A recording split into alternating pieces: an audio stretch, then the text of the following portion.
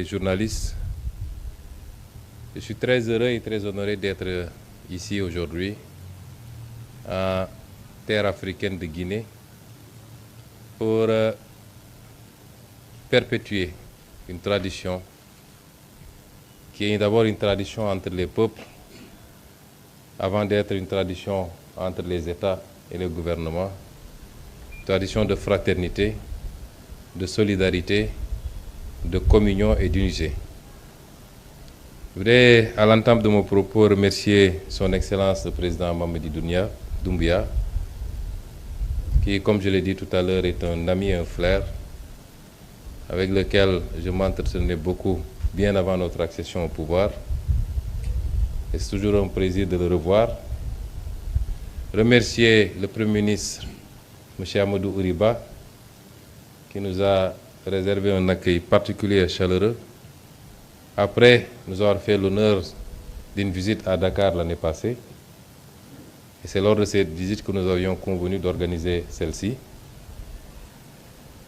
Lui témoigner de mon amitié, de ma confraternité et de mon engagement, ainsi que celui de tout mon gouvernement, à œuvrer avec le gouvernement de la République sœur de Guinée pour hisser les relations entre nos pays à des niveaux jamais atteints.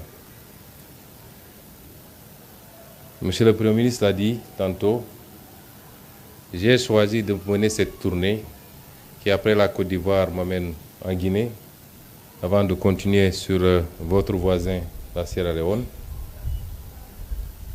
Non pas pour venir faire ce qui avait été fait, parce qu'il y a une dizaine de jours à peine, la commission mixte entre nos deux pays s'est réunie sous la conduite des deux ministres des Affaires étrangères et avait permis de relancer cette coopération qui était en léthargie depuis plus de 10 ans maintenant, par la signature d'une quinzaine de protocoles, une quinzaine d'accords dans tous les domaines quasiment, en tout cas dans les domaines de la pêche et l'aquaculture, la défense, l'éducation ou l'enseignement supérieur, et j'en passe et j'en passe. Si je suis venu aujourd'hui, c'est pour qu'ensemble, nous puissions catapulter, je choisis bien le mot, il s'agit de catapulter cette relation pour lui faire prendre son envol. La relation, elle est saine, elle est solide, et comme je l'ai dit à l'entame de mon propos, elle est d'abord portée par les peuples, puisqu'il y a beaucoup de ressortissants sénégalais établis en République de Guinée et beaucoup de ressortissants guinéens établis en République du Sénégal. Et de part et d'autre, ces ressortissants sont très bien traités, sont très bien intégrés, ils travaillent, ils gagnent leur vie, s'y marient quelquefois, s'y installent, ils achètent des maisons.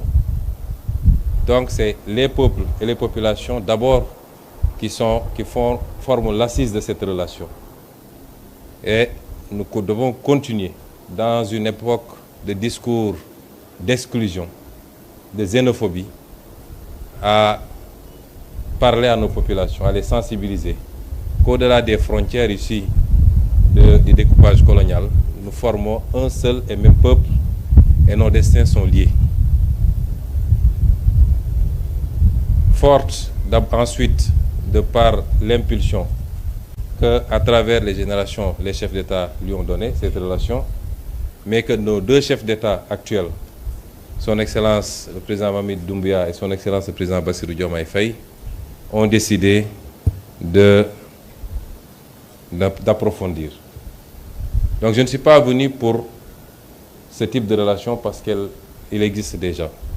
Je suis venu discuter avec mon homologue sur les voies et moyens de faire un saut quantitatif et qualitatif en mutualisant nos moyens, nos ressources pour pouvoir ensemble et de manière complémentaire construire un développement partagé.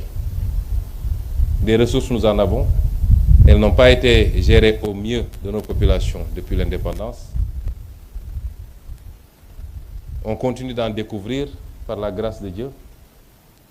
Elles ne sont toujours pas gérées au mieux des intérêts de nos États, mais en mutualisant nos efforts, Et l'exemple le plus trivial, c'est la découverte de gaz au Sénégal et les réserves importantes de bauxite en Guinée. Évidemment, la jonction entre ces deux nous permet de créer, d'ajouter de la valeur à chacune de nos ressources et de gagner 100 fois plus que ce qu'on aurait dû gagner si on continue à les extraire et à les exporter bruts. Je ne vais pas en dire plus.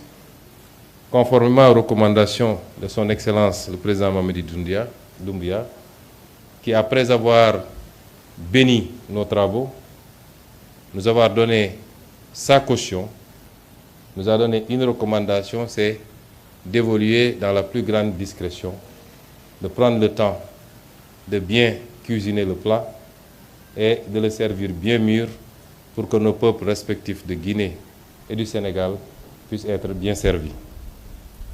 Nous avons retenu ensemble, et le président Doumbouya vient de nous conforter dans cette décision, de mettre en place un comité technique qui, sur la base des orientations que nous avons retenues, va travailler de manière accélérée pour dresser les contours de cette nouvelle coopération qui doit nous permettre de monter ensemble. Je dis tout le temps que je ne connais pas de zone dans le monde où un pays a pu se développer alors que ses voisins sont dans l'extrême pauvreté. Les autres l'ont compris depuis longtemps. Les pays du Golfe sont montés ensemble. Ils étaient dans les profondeurs ensemble. Les pays d'Europe l'ont compris quand ils ont créé l'ancêtre de l'Union européenne autour du charbon et de l'acier. Après s'être livré une guerre extrêmement meurtrière, ils ont mis de côté toutes leurs divergences pour se retrouver autour de l'essentiel. Les pays d'Asie l'ont compris.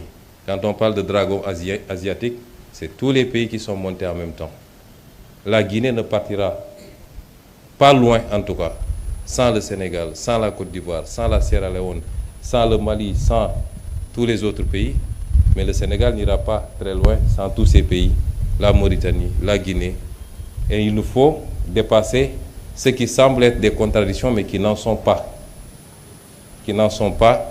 Et les enjeux que nous devons avoir devant nous sont plus importants que les divergences qui relèvent beaucoup plus de clichés, de malentendus que de réalité. Et Monsieur le Premier ministre, j'ai été assez long. Je suis très ravi et très réjoui d'être là et je pars satisfait en étant conscient qu'aujourd'hui, nous avons jeté la graine d'une coopération renouvelée, mais surtout d'une coopération qui va nous permettre tous ensemble d'accélérer notre développement et d'offrir à nos populations un mieux-être, une meilleure offre. Madame, je peux vous dire que c'est des propos à ne pas prendre au sérieux, en tout cas tant que nous serons au pouvoir. Je prie Dieu pour qu'on soit là 50 ans au moins. Mais vous me donnez l'occasion de revenir sur cela. Le Sénégal, comme la Guinée, comme toutes les terres africaines, sont des pays d'ouverture, des pays d'accueil. Chaque pays doit réglementer évidemment les entrées et les sorties sur son territoire national, ne serait-ce que pour des soucis de sécurité. Mais au-delà de ce contrôle minimal qui ne peut manquer, nos pays sont réputés être des traditions d'accueil. Et je suis aujourd'hui en Guinée. Je suis sûr que même vous, madame, si on remontait un peu loin vos origines, je ne serais pas surpris qu'un de vos grands-parents ait quitté la Sierra Leone ou le Sénégal ou le Mali pour être ici en Guinée. Et c'est pourquoi il y a des idéologies que nous ne pouvons pas accepter. Elles sont intolérables. Nous ne pouvons pas accepter des idéologies xénophobes. Le Sénégal est un pays démocratique où la liberté d'expression est garantie, la liberté d'association également, mais ces libertés sont encadrées. Je peux rassurer que tous les Guinéens, vous connaissez déjà mes positions sur la question, que j'ai exprimées à toutes les occasions à l'Assemblée nationale lors de la campagne électorale. Je peux rassurer les Guinéens qui vivent au Sénégal qu'ils sont chez eux, ils continuent à être chez eux. Et je sais que les Sénégalais qui vivent ici, que j'ai rencontrés hier, sont traitée de la même manière ici, en République de Guinée. De manière générale, la question que vous soulevez maintenant me permet d'aborder une autre sur les discours d'intolérance et de haine facilités par les réseaux sociaux. Je voudrais appeler notre jeunesse à prendre conscience que cela ne les grandit pas. Ce n'est pas toute notre jeunesse, mais ceux qui se livrent à ces discours, quelquefois appuyés par des politiques, malheureusement. Les problèmes que nous avons à l'intérieur de nos pays ne sont pas dus à la présence d'étrangers. C'est dû à l'incapacité de nos leaders dans le passé à gérer nos pays au mieux de leurs intérêts. C'est dû à la corruption endémique, c'est dû à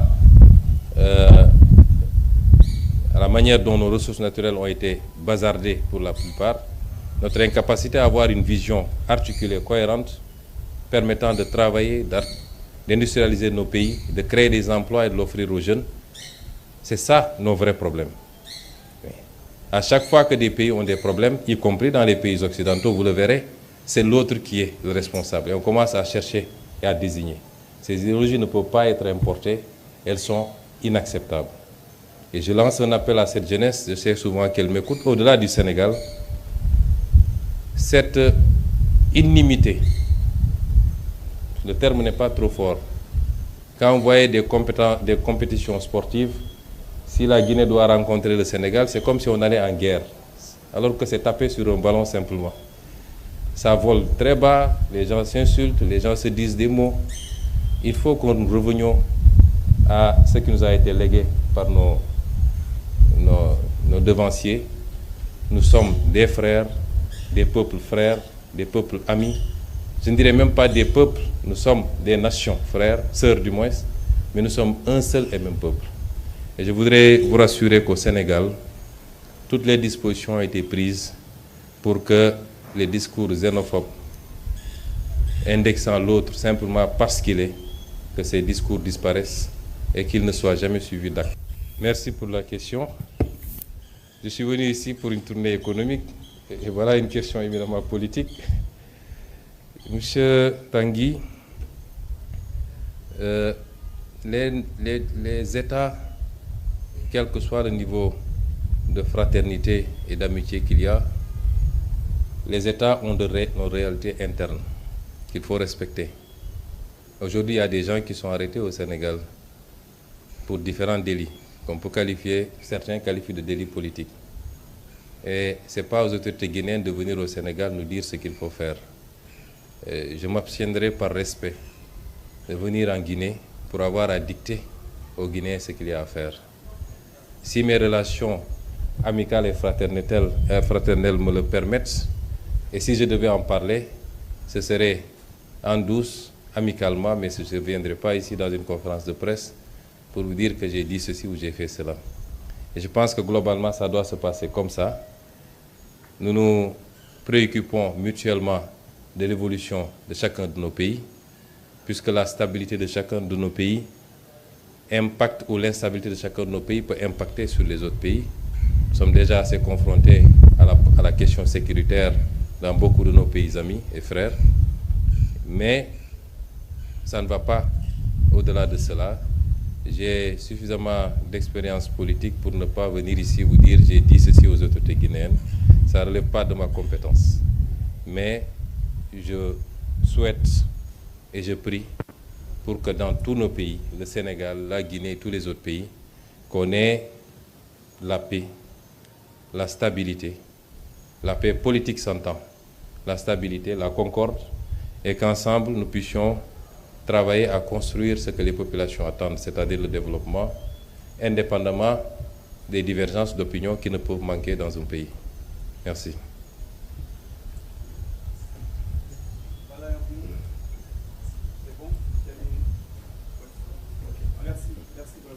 Merci beaucoup. Merci.